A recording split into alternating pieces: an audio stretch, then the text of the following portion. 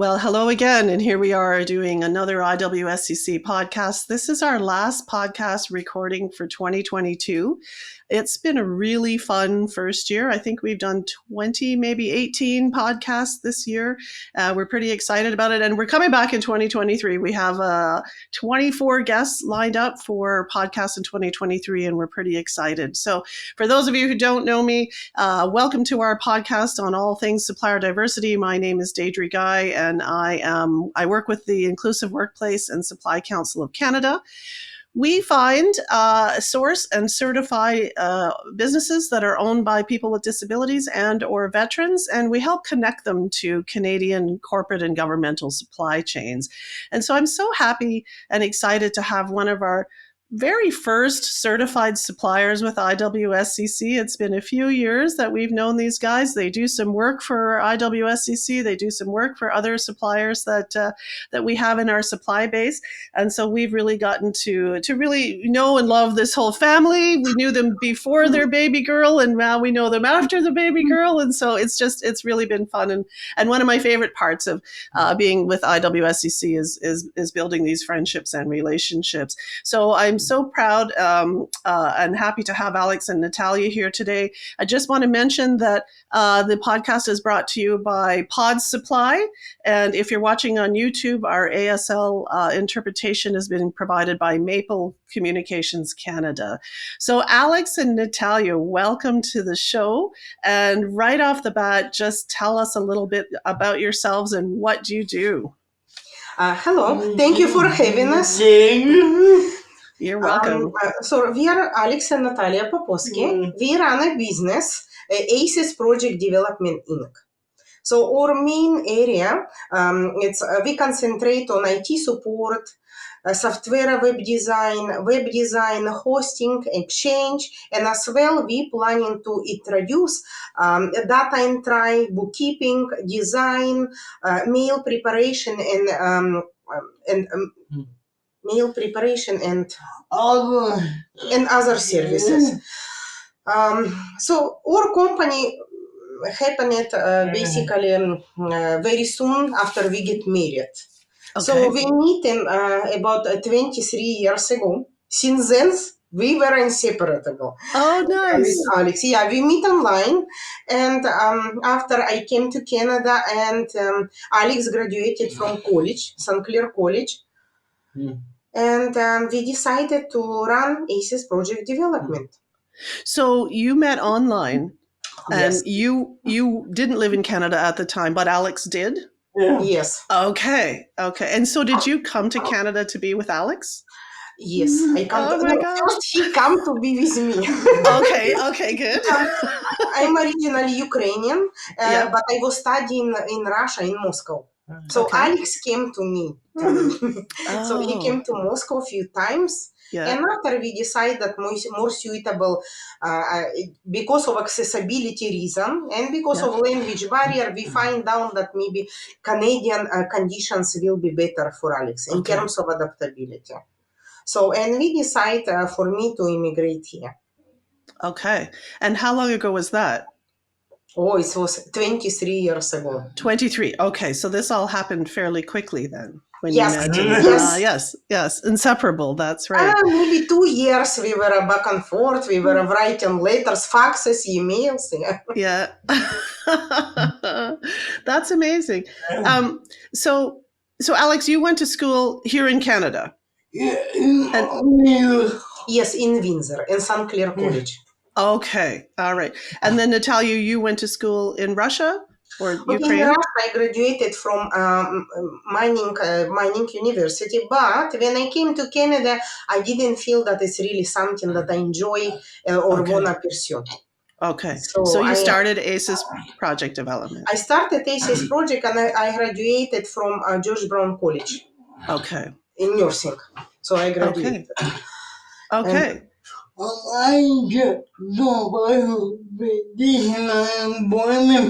So Aleks, at the start, Aleks tried to find the traditional employment, but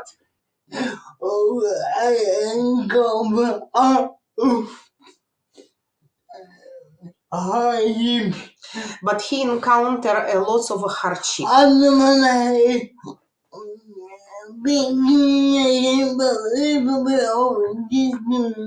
He don't wanna say discrimination, but yes, it was a little bit of discrimination. Like I'm for sure. example, first we used to live at Windsor, but after I get accepted here in George Brown College, so we decide to move in Toronto, and for the reason of more opportunities.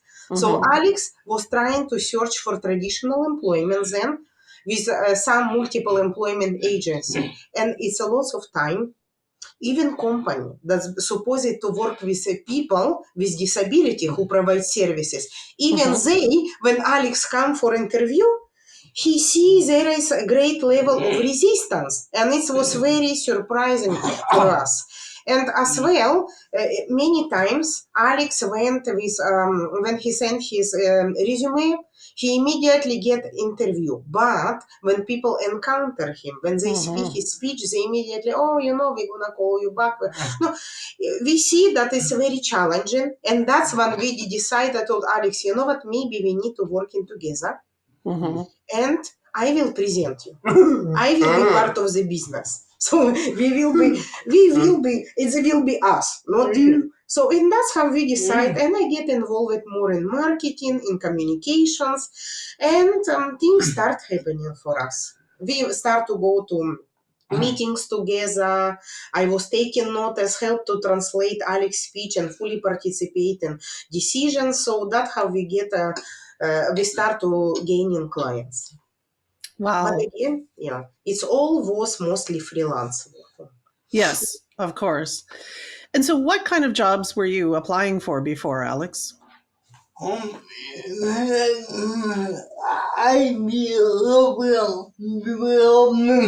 IT software development, Okay. web design,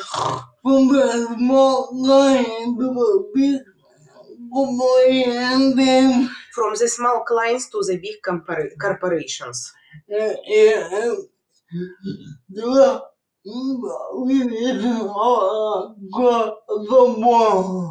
Even across the border. And they were resistant. We see there were a great degree of resistance. So, and kind of Alex supposed to prove him more, and he supposed to work harder at the initial point of contact. If he given some opportunity, for some reason he have to work harder than a regular opponent who applied for the similar job. So the very thing that you couldn't get hired for, you started a business doing. Yes, that was main reason. Yes, yeah. And you're very good at it, I have to say. I am so happy to be able to message Alex and go, there's a problem. Can you help me?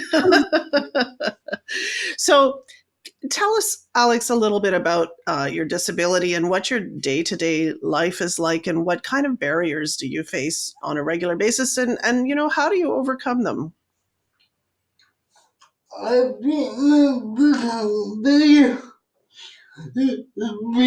He thinks his biggest barrier that affect his everyday life, and especially interaction with other people, is speech. Speech. Speech, yeah. Right. Even though I have mobility issue, but more even though he has mobility issue, but we very well modify our life and environment that it suit, it's fit. But speech still, that's kind of a major barrier that's standing in between some things that he really wanna do. And we try, and there is some assistive technology, but some people very resistant when they hear, for example, that person start typing. Sometimes they not patient enough, or no, there is a lot of barrier. Kind of, that's not the same way as you as a person who with normal speech. Perception of people towards person that using assistive devices, we notice different. Different. We understand another new work. The reading they do. When they man in but I'm not Okay, Alex, I will. We find that there is some clients, about 50% of them. Yeah, and with IWSCC, it's a 100%. I would say 50% of our clients, they fine with writing, communicating through email, chat, they are. But some people not. They rather have a phone conversation. So we notice that also play some role in way how we doing business and success and in conversion rate and overall. It does have a very heavy weight on overall health of business. I'm thinking a whole bunch of things here, which has me unable to come up with words, and that doesn't happen very often in my life. But some assistive technology for sure. But I'm wondering, did the pandemic, has that made any change to that attitude? Because there's so many virtual conversations, or no longer face-to-face conversations. Has that improved it for you? Alex, we would say 30%, maybe about 30%. Not completely, but 30%. More people open to hiring subcontractor remotely, and more people writing. Yes, but it's about 30% improvement. Yeah, okay, well, that's helpful. So you talked about emigrating to Canada, Nataliia, and we've talked a little bit about sort of the difficulty from an employment perspective for Aleks. But was the whole process, how was that process for you coming to Canada? For me or for Aleks? For me? Yeah. You know what? I had a very loving environment, supportive. Aleks' parents and him and my family. My parents, I'm only daughter. They only want me to be only happy. So when they see that I choose to go and move with men that I really love, that make me happy, they were very supportive. Even though I'm only daughter, of course, maybe they feel that I am flew far away, but they never expressed that to me. Never. And here, when I came, Aleks' parents were very helpful, very supportive, and I have chance to study, I have chance to adapt 100%. So for me, it was very smooth transition. Although English, my level of English was, I would say, beginner. Even though I was studying university English, but there were only certain wording you need in order to pass exam. But when I came to Canada, I understand that I'm not that great in English. So I went to study for special courses in college. And there was a hesitation for me when I realized that I need to speak with clients, potential clients. I had a little bit hesitation. I was afraid that I will not be understood, and that because I'm a second language speaker, we will be discriminated even more. Yes. And there were incidents that people, when see Aleks' speech and they hear my accent, they say, "Oh, great, none of them speak in English well." Or what a team, dream team. You know what I mean? This kind of sarcastic. But I was trying to disregard that and, going to succeed with Aleks despite of this kind of sour comments. And after I become more and more confident. So most of the problems that I have to overcome, it's public speaking and communication. That was a little bit hesitation about that. And one more thing I have to notice, when usually on the phone, first time we introduce it to client, most of the people assume when I telling Aleks here with me, I will help you to understand him, I will translate. They immediately, oh, he doesn't speak English. Perception. I don't know, he does. But he has a different kind of problem. He has speech impediment. That's also problem. But other than that, I am very happy to be in Canada. To be here. And so, yeah, we're very lucky. We really appreciate Canada. Well, and we're happy to have you here, frankly. Did your parents have concerns about coming to Canada to marry and live with someone who has a disability? Obviously, they were. Yeah. But my parents were very kind people.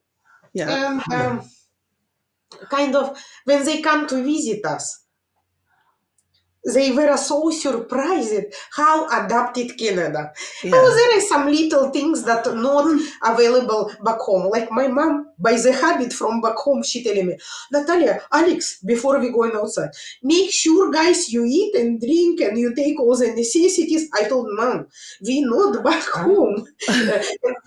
We have everywhere, everything. It's Canada. And they were so surprised how accessible buses, how accessible public transportation, venues, how accessible even regular buildings. They were very surprised.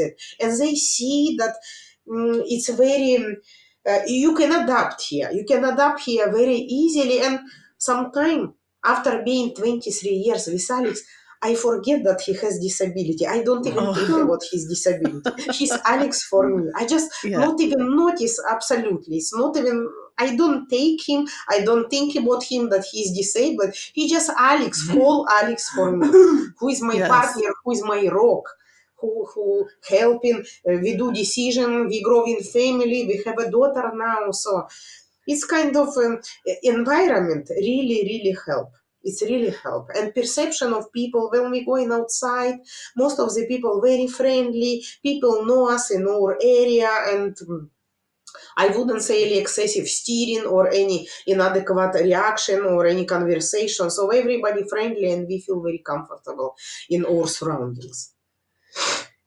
Yeah, so that's an interesting perspective, simply because, you know, in the work that I do in the accessibility world, it has led me to notice the lack of accessibility everywhere I go. And so do my family and friends now, because it's rubbing off on them. And so from my perspective, which is obviously nowhere near what yours is, Alex, but I see things as still a long way to go in terms of accessibility. But from your perspective, and particularly coming from a different country where accessibility was not to the degree it is here, you're very thankful for it. But Deidre, I have to notice, every person who come to visit us, they very surprised how conveniently we surrounded in terms of seat allocation and our apartment and everything. But trust me, that's not coincidence. When we come to Toronto, we used to live in different area, which was not that great for us. And it's take us 4 months to search new apartment that will be accessible, have room for Alex assistive devices, plus shopping center, grocery store, transportation will be accessible. That's not coincidence. No, that's a thoughtful, planned decision. Right. And Alex wanna mention.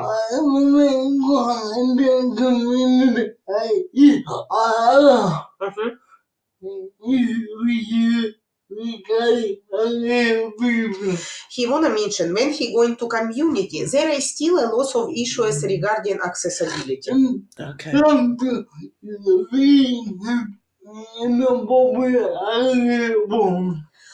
Some places, for example, inappropriate accessible, like very open area from glass. No? Okay, sorry. What is it?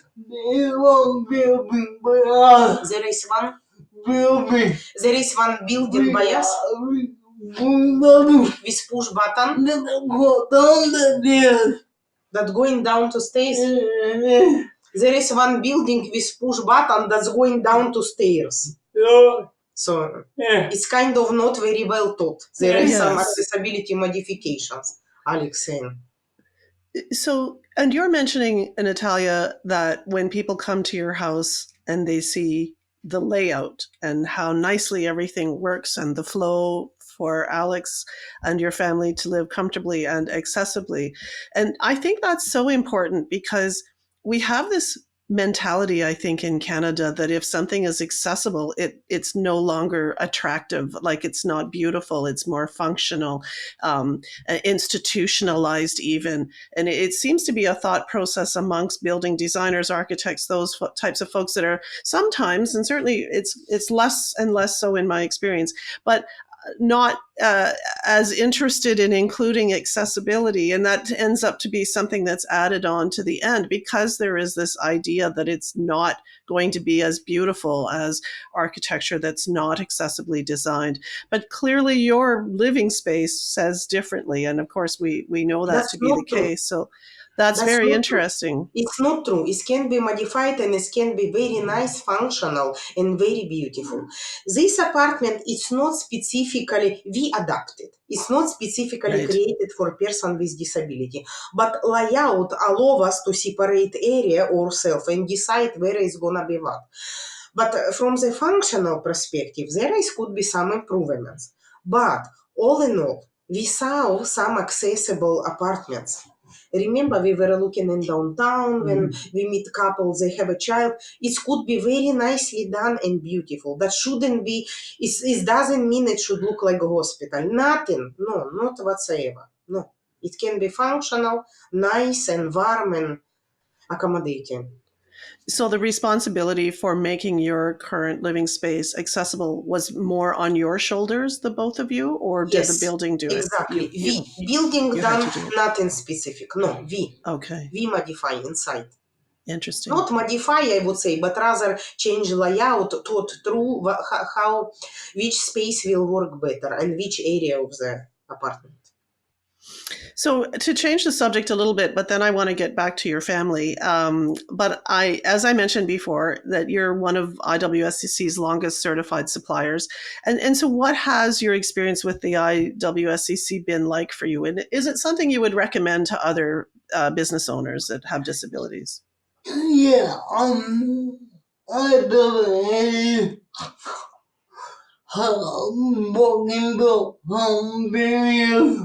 Yes, IWACC have broken some barriers for us. Before, Oh, we couldn't even imagine some places that IWCC opened for us. It was kind of Alex, me, and searching of clients. But the IWCC introduced us to whole new level, whole new degree of the potential for business. And they kind of help. They kind of help set the tone for Alex's disability. So now, when we meet people through this organization, people already know. They expect that we will be disabled to some degree. So it's no any awkwardness, no any room for discrimination. And that's a huge for personal comfort and for level of confidence. Sometimes when you see that people are very open to you, you even act differently. You want to provide better services. You want to cooperate. You really kind of, your wings, you come and start to spread your wings. And more confident. So we're very happy, and we will certainly we do, and we will recommend people who qualify and who are interested. Absolutely. It's change our perspective and possibilities. It's giving a more business, more hope, more prospects. And generally, we get involved and meet with more people. And it's always very beneficial. It's always we learn something from other businesses, exchanging with suppliers, experience, cooperating with them is great. Diversity in general is a great. The more diverse people involved, the more creative solutions will be coming. Yes. Wow. Well, I love all those words. That's really great that you had a great experience. And IWSCC is all the better for having you guys as part of it as well. I live with an invisible disability, so my experience with physical disabilities is very limited. And so I've had such an education and a pleasure getting to know you both and working with you both and once again reinforcing my knowledge that the disability has nothing to do with capability and that and so that's just something that has come to me, I think, specifically because Alex, because of your disability and also because we work together and how capable that you are. So you really help reinforce all the things that IWSCC wants to do and stands for. And I love that you feel comfortable in the IWSCC space and that the stigma has lowered for you, because that's our overarching goal as an organization. You know, if someone was to say, what does IWSCC want to achieve as an organization as a whole to be remembered for, 100 years from now, and it would be to reducing stigma. So thank you for being a great part of that. Now you absolutely achieved that. And now I just want to disclose, since last September, I am also become physically disabled. Okay. Yeah, I have severe osteoarthritis in my vertebrae, in my knee, in my hips. So it's really affect also my endurance, my tolerance of walking, standing. So I also have to do some changes and modification. And having small child, it's also affect your ability to interact. So now we both disabled in a different ways. So and living with disability, you have to kind of learn and adjust. Yes, absolutely. So we've talked about her a couple times here, there, and everywhere in this conversation, but tell us the story of how your fabulous little daughter showed up, and tell us about her. What does being a parent make you feel like? That was absolutely a surprise. After being married for 18 years at that time, suddenly I become pregnant. It's a little miracle. We thought it may never happen, and it was fine. We decided with Alex, you know what, we're gonna take life as it goes, and suddenly I become pregnant. So that was big surprise for us. Yes. Happy surprise. First we were shocked and overwhelmed. We were in shock. I remember when you told me you were still in shock, I think. Yes. Yeah, and I still was grieving over my mom passing. 2 weeks after she passed away, I find out I'm pregnant. Yes. It was kind of roller coaster, but in a way, Maria maybe saved me. Our daughter named Maria. I kind of dive immediately into pregnancy preparation, and in a way, it's kind of helped me to recuperate emotionally and physically. And she arrives on December 5, 2019. Oh my goodness. So she's 4 now? She's now 3. On December 5th, she was 3. Oh, 3. Oh, 18. Yes. Okay. She's anything that we dream of. She's everything that we dream of. She's smart, very active, very, very active. Physically and emotionally, she wants participation all the time. Yeah. And of course, we were worried. We were worried how will be her perception of, Alex was worried. How will be her perception that daddy different than other daddy? How she will react and how we will handle small child and in general. But you know what? It was a lot of challenges. But Maria now, she's a little advocate for people with disability. Everywhere she looking doors, she pushing automatic doors. Everywhere she sees something on the way, she run and trying to help her daddy. Even when we come home, she trying to help him to remove his jacket or shoes. Yes. We don't prompt her to that. No. But it just come natural. It just come natural because she see how we caring about each other. And she trying to do the same. So, and she loves her daddy so much. He call him Papi, not daddy, Papi. Yes. And so, and does she understand you when you're speaking, Alex? I'm sure she must at this point. Surprisingly, yes. Alex was very worried how her speech development will be affected because his speech impediment and I'm being second language speaker with accent. We were a little bit concerned if she will have correct pronunciation. But guess what? She is Canadian. She speaks English mostly, but she does understand some Ukrainian words, some Macedonian, and she likes some borscht, some traditional food. You know, burek, that's Macedonian. Borscht, she likes those traditional favorites. And we decided with Alex, I told him one day, you know what, let's stop worry. Let's take one challenge at a time. As they will come, we're going to address. There is a people who can help us, who can consult us, child development specialist, all kind of support available. But so far, we were very lucky. We didn't experience any such challenges yet. Mm-hmm. So she's healthy, happy, and she's highlight of her life. Oh, that's fantastic. I know every time I mention her, Aleks is like one big smile. That's Yeah, she's definitely power behind everything that we're doing now. She's power. And so do you have concerns about her as she grows older adjusting to Alex's disability? Aleks, do you think that there might be some discrimination type things that are going to happen as she becomes a teenage girl? What are your thoughts on that?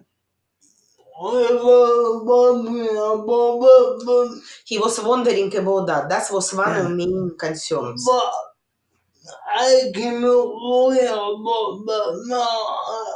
But we decide that we cannot worry about that now. We're gonna worry when we see that something happens. So far, she's in very supportive daycare, and this daycare gonna progress into school. It's based on the school.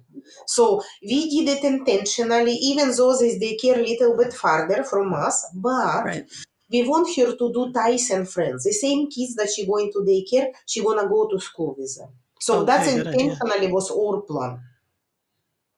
So she will grow in a more kind and progressive environment. Yes. And of course, those kids see Aleks. They see you on a regular basis. They see.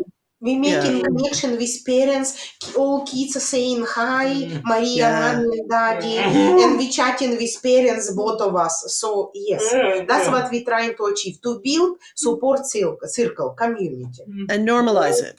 Yes, that's what we're trying to do, intentionally. Yeah. So what are your biggest dreams for Maria in life? I think to do what she really wanna do, and that's make her happy. We decide with Aleks, we will never pause any of our dreams on her or desires, like to be doctor, advocate, scientist. No, we want her to be what she wanna be, and to be happy, healthy, and enjoy every day of her life. What is it, Aleks? We will, of course, guide her in terms of kind of set some compass, what is right, what is wrong. But in terms of choice, we decide with Aleks that we will let her do her own choice. Right. Choices in life, and we gonna support whatever she chooses. Whatever she does. So I have a last question for you, and it's not on the list that I sent to you, but I don't think it's going to be too terribly difficult. Oh, let's hope not. And this is a question I often ask guests: if you had one wish and only one that you could, for something to change in the area of accessibility and disability, if you had one wish surrounding that world, and I guess maybe you each get one because there are two of you, might not be the same wish. What would that wish be? What would you like to see change in the world of accessibility and disability?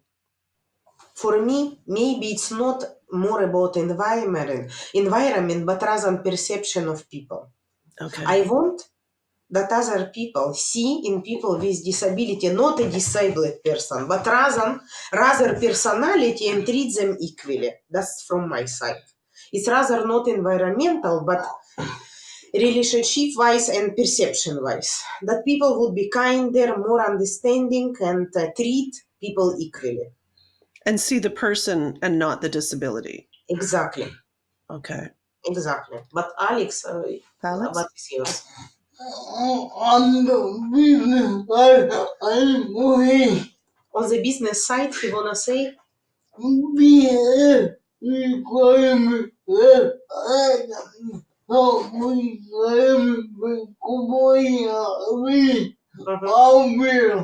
Aleks wanna say that some requirements from corporations especially, they very, very high up. That it make it very difficult for small person, small business with disability to meet. He wished that they will be more more easy to fulfill and give a more chance to small businesses. Less restrictive and more accepting. Yeah. Yeah. Am I Okay. saying it? Yeah. Well, I wish for both of those things too. So we'll just have to keep wishing. And I think slowly but surely these things are happening. And it's thanks to folks like you. So I appreciate you taking the time. And this went beautifully. I know that you both were a little anxious about doing the podcast. And I have to say, I've thoroughly enjoyed it. It's been one of my favorites to record. And I really appreciate you taking the time and the energy and being so honest and forthright with us. So thank you so much for being here. No problem, it's a pleasure. It's a pleasure. We hope, even if it's changed for 1% something in world of accessibility and disability, we would be happy. We feel we done our part. Even if 1%, Right. percent, it's a lot. Yeah. Aleks, did you have more to say? Thank you for having us, Deidre. Thank you for having us, Deidre. He said. Oh, you're welcome. Thank you for being here. And thank you everyone else who's joining us today. For more supplier diversity information and content, you can always find it on iwscc.ca. You can find us on YouTube, listen in on your favorite podcast platform. We have new episodes every couple of weeks and lots more going on. So be sure to follow us on social media and get all of the updates. And thank you again for being here. And I guess we won't see you again until next year. So Happy New Year, everyone.